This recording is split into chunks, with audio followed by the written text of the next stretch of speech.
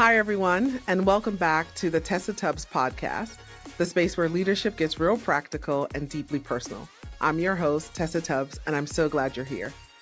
Today's conversation is one I know many of you will lean in for. We're exploring the world of 360-degree feedback, not the check the box, one and done way many leaders have experienced. Instead, we're talking about how to make feedback actually drive behavior change that sticks. To help us unpack this, I'm joined by someone who has spent decades at the forefront of feedback systems and leadership development. Bruce Bennett, founder and CEO of Star 360 Feedback.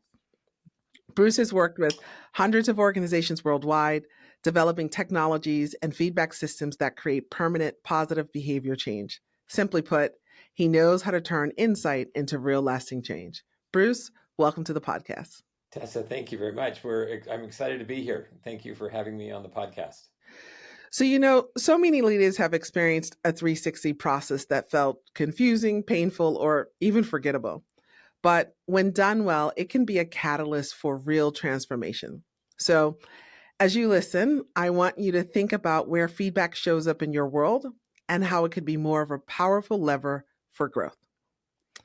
Bruce, you've spent your career helping organizations get 360s right. From your perspective, why do 360 feedback processes work when they work? And where do they most often go off the rails? Tessa, that's a really good question. It's interesting. It's in the design itself, in that people focus on the wrong thing from the beginning.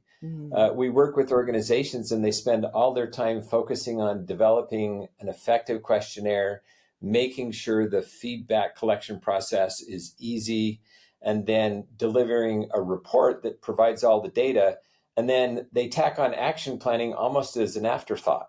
And so from the very beginning, the expectation is you're going to get all of this data and it will help you increase your self-awareness. And if you choose to do something with it, well, that's kind of up to you. We'll put that on at the very, very end. The organizations that we see do it really, really well integrate the expectation of action planning from the very, very beginning and integrate the idea that the purpose is designed not just for self-awareness, but designed to help people change. And so that changes how they write the invitations. It changes, ironically, a lot of organizations spend the most of their time building the online process and making sure that that fits with their company. Right. That's probably the least leverage in the entire process when it comes to actually helping people use the feedback to create change. No, I was going to say that's an excellent point, because I have seen that many times myself, where too much time is built on the front end and not enough time on the back end. And I think, the point you're making, data is important to shape the outcome, but data really needs to be mapped back to intended, what are you actually trying to accomplish? And how do you build that into more than just the shaping of the information, but the action planning and intentionally building that into the design element to start with? Does that make sense? Am I tracking with what you're saying? Yeah, absolutely. And actually, there's a few tests that we encourage clients to do. Like a 360 feedback report is really where the leader gets to interact with and understand their feedback. Everything before that is just a process to get them to that point.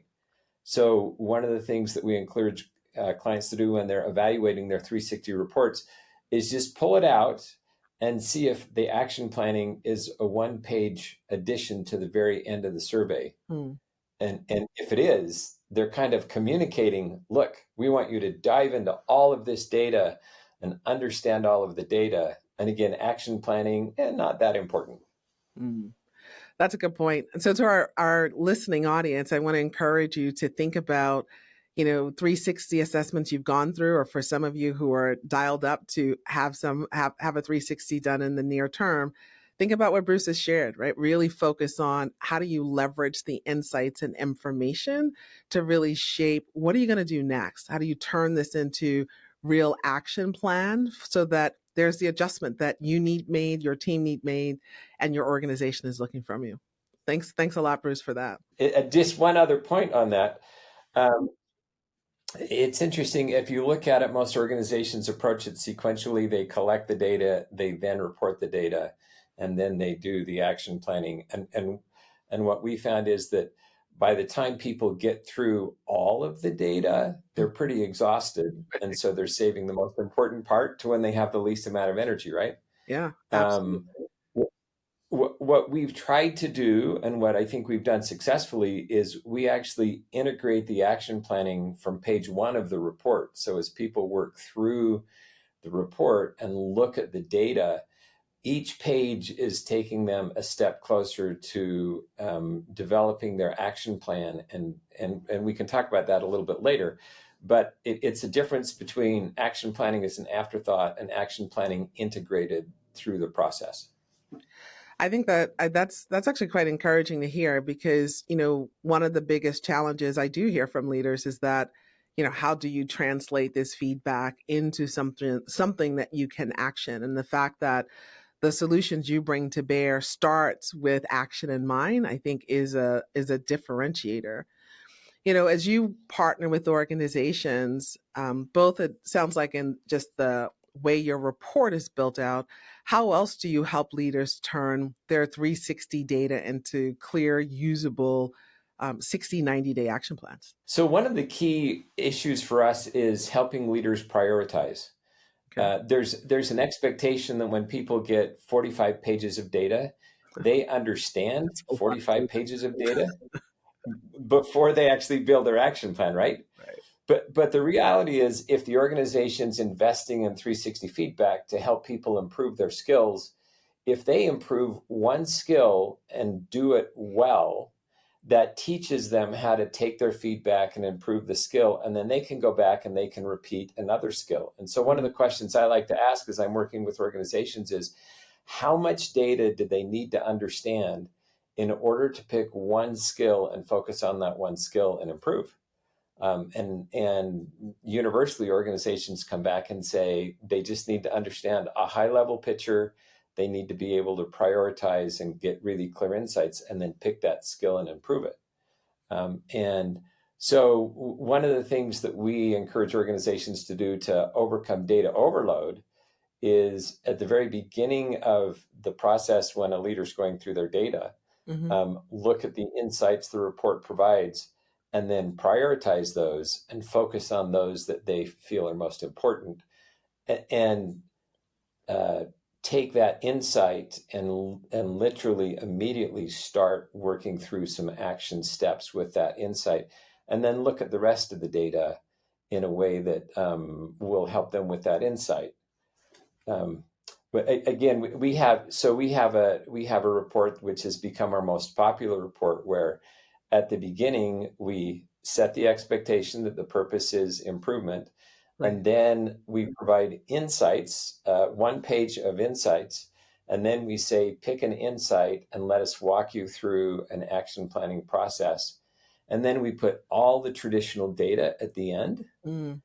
And we have a lot of leaders who use the first part of the report and succeed in improving a skill, and then go back to the traditional data to pick the next one. And then we have leaders that are engineers and accountants that like to, dig through all the details at the end and find all that stuff and make sure they understand everything. But the report's still designed to help them go through and dig just one item and take kind of a deep dive and improve on that. I like that notion of both managing data overload, because you're right, trying to digest 45 pages of information is a lot to consume. But even the approach you use to prioritize the information. So if you get back all this data, what really matters, right? I like to say in my coaching work, when I have 360 information or assessment information, the tagline I often use is, so what, who cares, right? Like, this is a whole bunch of information. Right. What of this, right, is value added, and what do we want to do? What actions do we want to take? What do we really want to do about it? And the fact that you're suggesting just start one step at a time makes it far more digestible for people. I mean, it's so much overload. People, like most of the times, people who are going through 60 assessments, the last thing they have is the commodity of time, right? And so how do you integrate one step change that adds value? I think that's really important. And I want to encourage my listening audience, right? You can go back to the 360 resources you've used or have done in the past and apply what Bruce is sharing right now. Take a look and identify one step you can actually take in the next 30 days to drive change. And for those who are interested in utilizing, the resource that Bruce is talking about, we'll share more at the end where you can get information about his particular insights and reports and the way that he and his organization approaches the 360 process. I think this is fantastic because we just overload people very often. With the 360 data, and we spend way more time talking about what's not working than we spend time talking on what's working as well. Yeah, I really appreciate that observation, Tessa, because we overload people with data and then we overload people with negativity. Right. And that's very discouraging, Yeah. right? Yes, it is. So one of the other things that we recommend is we start with strengths. And what we do, it's the same thing. We ask people to pick one strength that they can use to improve the skill that they want to improve. So what we're doing is helping them start with confidence and start with an understanding that they're capable, and then use that confidence and capability to improve what it is that they're working on. You're bringing up the interesting notion about feedback, right? Feedback can be uncomfortable, both for the person giving it and the one receiving it. And I think to your point, we over-index on the negative and don't always focus enough on the positive.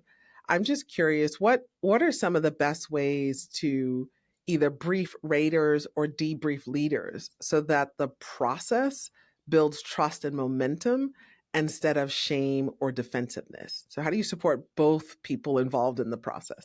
So so in large organizations, it's hard to brief raters. The key to briefing raters is what you put in the invitation, because most organizations don't want to pull a group of raters into a meeting and say, now you're going to provide feedback. Let me teach you how to give the feedback.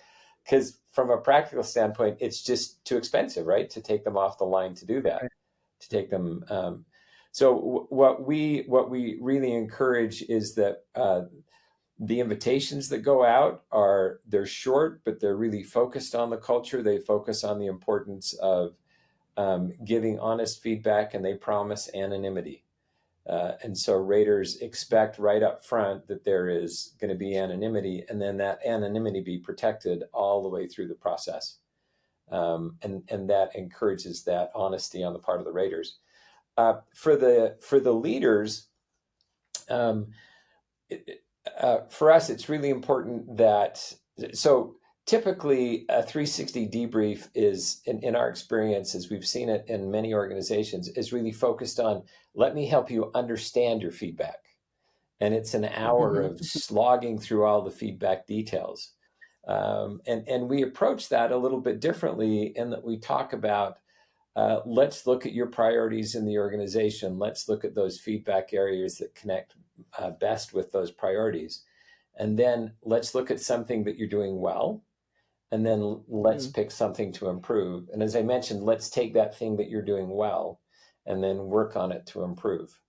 So I have to share one of my favorite stories. We were hired by an organization. The leader of the organization, it was a scientific organization. The leader had actually won a Nobel Prize. He was absolutely brilliant, and everybody in the organization hated him because he had zero people skills. Oh, and they called us and they said, so we want you to do a 360 feedback with him, a 360 feedback survey, and help him improve his people skills. And so we did the survey. The results came back as predicted. He got 5s on everything analytical. He got 5s on everything people skills wise. He got 2 and 1s and 2s on. And the comments were really, really harsh. And I was the one that had to do the debrief with him. And so I looked at this and I thought, how do you give someone this feedback without absolutely destroying them, right? So what we did is we opened his report and I went through and I said, it looks like you're really, really good at analytical skills. It looks like that you knock it out of the park in terms of solving problems, in terms of being able to research and get data. Do you like doing experiments? And he said, yeah, actually, I love doing experiments. I'm really, really good at experiments. So I said, so let's take that and let's look at this data that isn't so good, and let's see if we can construct some experiments around this data. That's clever. And he went, "Ooh, I can do that. Yeah." And by the end of the debrief, he was so motivated and so excited to go in. And we had identified he was going to go into a meeting and he was going to just take notes of how people responded to him in the meeting and do that for a week and just track that. And then he was going to go in and choose not to interrupt people. And instead of interrupting them, asking them the question, "Tell me more." And then take notes about that and see how people responded to that. So it was really interesting. By being able to focus on his strengths and use that to help him build something, he actually went through, I don't think he ever at the core changed into, I want to be someone who's really involved in someone else's life and anxiously encouraged in them. But what he did do is he changed his approach by saying, if I ask people, "Tell me more," instead of interrupting them and cutting them off, I get better results. And that was able to motivate him to change his meeting behavior. I don't know if that makes sense or not.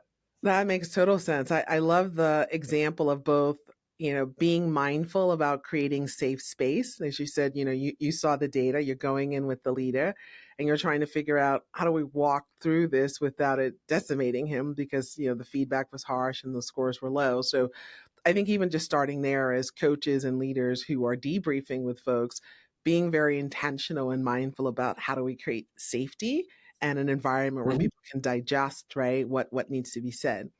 I think the second thing that struck me about what you shared, because it's a tactic that as a coach we use often, is we encourage people to place themselves in a position where they're observing the room, as opposed to sort of entrenching themselves in the space. What I loved about what you did was you didn't just utilize that as a common methodology to teach growth and learning, but you actually did it in a way that you facilitated co-creation of that as an approach, right? So it wasn't something you as the coach told him as the coachee or the leader to do, but you invited him into the process. And it was something that was co-identified in the experimentation exercise, right, that was created. So I think that's another key takeaway, is how do you drive co-creation, even when one of the outcomes may be a standard tactic, right, that coaches use, but in a way that that leader was able to identify, own, and embrace and lean into the process. So I think that, what you're sharing are great examples of both that safety space and that co-creation with leaders to be able to digest and really action the information that's being shared. Well, thanks. Thank you. I mean, when we look at a 360 debrief, our measure of success is,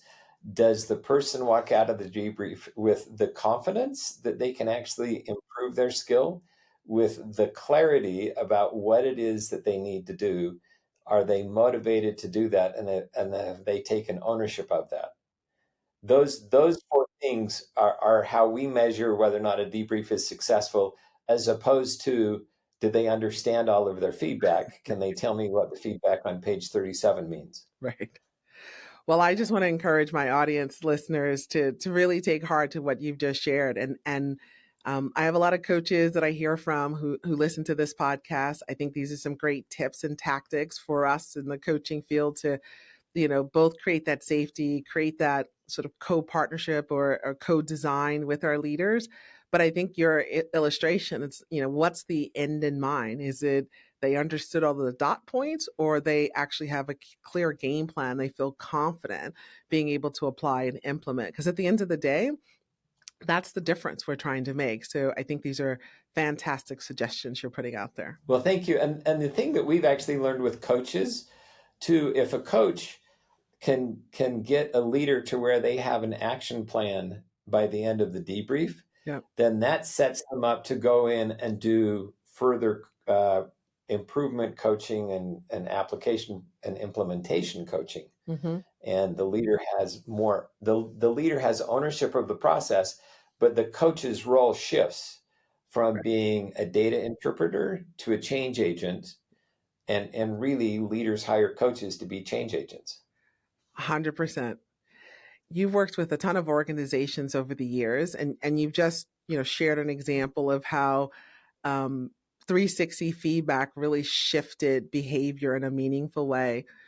Um, Tell me a little bit about, what do you see are common ways that 360 data really, I guess maybe share some other examples of where you've worked with clients over the years where that behavior shift has changed. I mean, we're not always going to have the extreme, example of the Nobel Peace Prize winner with, low people results. Sure. A lot of times you have people who are just sort of in the middle, right? And so where do you drive that shift in the behavior in a way that adds value to both them and that ecosystem and their, sort of personal sense of growth and development as well? Sure. So we love the phrase developmentally self-reliant.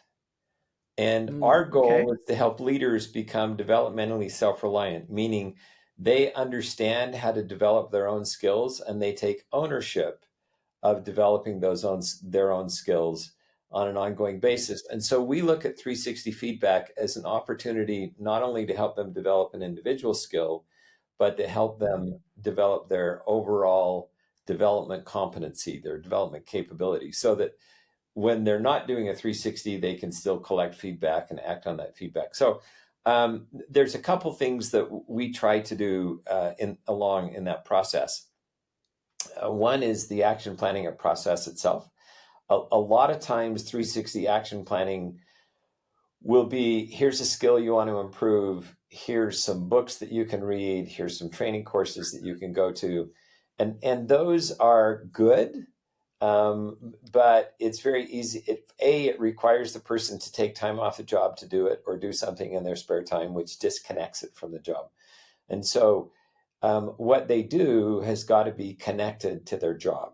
So essentially what we've developed is a process where once they prioritize the skill that they want to improve, we encourage them to have conversations with coworkers about how to improve that skill. And the reason we do that is because, let's say a 360 survey says that I need to improve my listening skills. It doesn't tell me if I need to ask better questions, maintain better eye contact, change my body language, not interrupt. There's a whole host of things I can do to improve my listening skills. And the 360 survey hasn't given me that data. Right. It's just pointed me in that direction.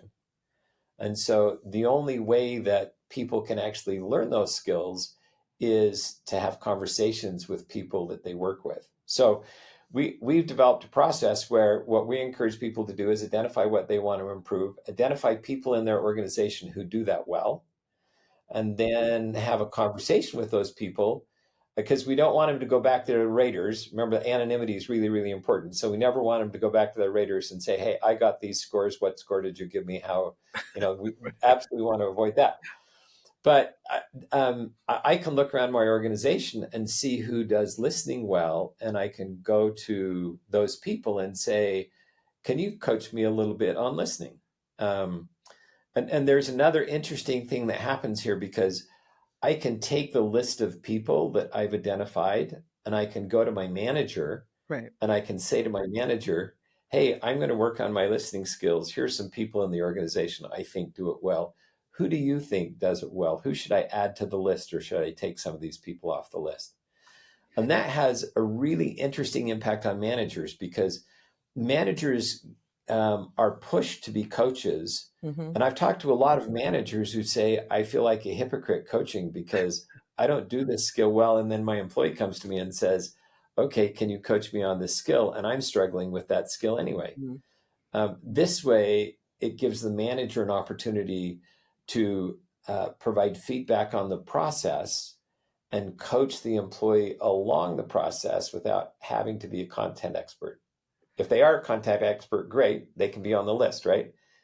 And they can give that coaching. So anyway, so what we've tried to do is develop an action planning process that integrates into the workplace without requiring large commitments of time on the part of the people who are supporting the leader, where it's just a very natural conversation process, a natural kind of workflow for both the peers and the managers. that are supporting the leader. I think that's a really powerful story. And it's a great reminder that feedback isn't just about the numbers or the data, but to your point, it's about how, helping people grow and in a self-reliant way. As I'm listening to your story, it's such a thoughtful approach. I mean, I've seen so many times organizations, like you say, like, oh, read this book or download this on audiobooks or attend this class. And that may give you, a transfer of knowledge, maybe at best, but to your point, it can be time consuming to do that. But when you have what you're describing, the opportunity to identify people inside of your organization who do what you do well, it'll work because it's inside of that ecosystem, right? And they're successful within that ecosystem. I also think the thoughtfulness of facilitating the coaching process with the manager versus being responsible for, content expertise, as you're saying, takes the pressure off of everyone and allows people to play the role that they can play, right, in the growth and development of these leaders. So I think these are wonderful examples. And I want to encourage our listening audience to think about what kind of story they want their teams to tell about working with them from a year from now. One of the things you just said was you don't have to wait to actually have a 360 to start doing this, that, self-reliance and growth and development. And so in the absence of a 360, who do you want to be? Who do you want to become? And how do you start embarking on that journey now and identifying one skill area you're going to grow in, identify one person in your organization that demonstrates that skill set, and maybe start having some conversations to learn how you can incorporate some of what they do and how you do it, which will change the trajectory that you experience, and those around you experience from you as well. So thank you, Bruce, for sharing that tidbit. That's really fantastic.